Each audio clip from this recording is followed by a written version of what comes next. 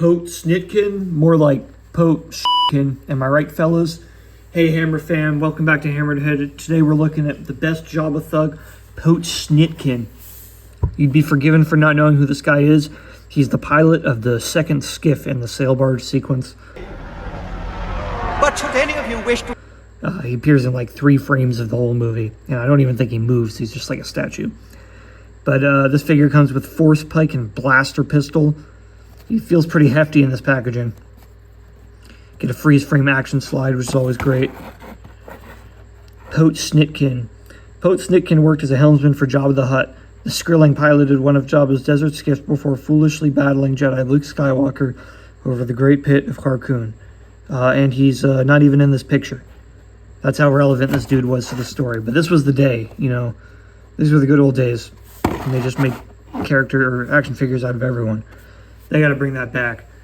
But yeah, let's relive those classic times with this Pote Snitkin and open him up. Look at this dude. So one thing I can tell you right off the bat is this is one hefty beast. This guy is heavy, just like he was in the packaging. But he looks really cool. Like all Power of the Force figures for the most part, he holds the accessories pretty easily. He is just 5 POA, no surprise there, so swivel. Arms, legs, and head. Oh, actually, does the head even rotate? Looks like he's 4 POA. That head's not doing anything. But, you know, considering he doesn't even move in the actual movie, I think that's okay. Let's get these accessories out of the way for a sec so we can actually look at them. Considering he's a background character, there's actually a decent amount of detail on him. I'm pretty sure this is the only use the sculpt has ever gotten, so it's, you know, a lot of work went into just this dude. He's got some cool, like, weathering on his pants. It's not super detailed or anything, but for a Power of the Force figure, that's pretty nice. It's kind of sandy. He's got some pouches and stuff on his belt. I kind of like the way they've, like, scrunched the tunic here. You can see the belt's actually holding it in. It is a little tough to move his arms without making the tunic pop up and look silly. But that brings me to my next point, in that the tunic is removable. Oh, never mind, 5 POA. He's got a swivel waist. And yeah, underneath he's got this cool orange vest looking thing. It's pretty sweet. And then if you just want to look up close at his face, that's awesome. I really like the look of that thing. He's even got some ears there or something. These like horns or whatever that is on his head. So yeah, pretty good detailing all in all. I think the appearance of this guy looks great. And again, you don't really even see him in the movie, so the fact they were able to get this amount of detail in his appearance is pretty impressive. All things considered, let's put this back on him.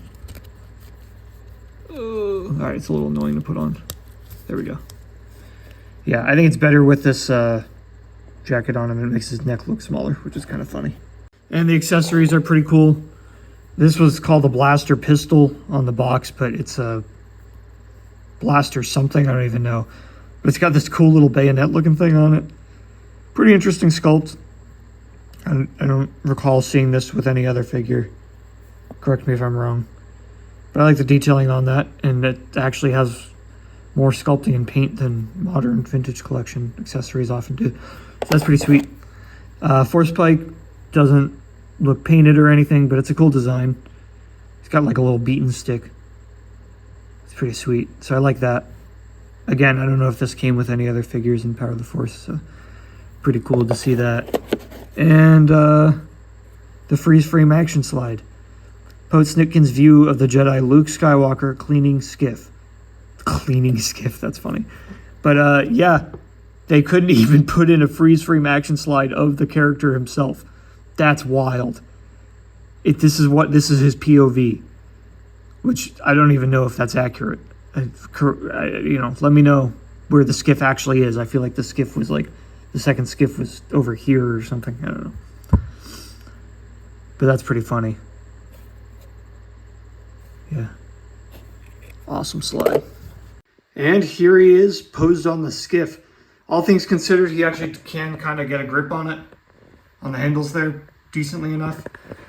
For an older figure, that's pretty cool that it worked out that he lines up with a modern desert skiff. So yeah, I'm a huge fan of the way that looks. I'll probably pose them on the sail barge anyway. But if you got 2 skiffs, you need to get a Pote Snitkin out, because otherwise, what's the point of that second skiff? But yeah, that's all I got for this episode. What do you think of Pote Snitkin? Let me know in the comments. As always, thank you to my Patreon subscribers. Be sure to follow on YouTube, Instagram, and Facebook. Check out the Patreon page, and don't forget, stay hammered.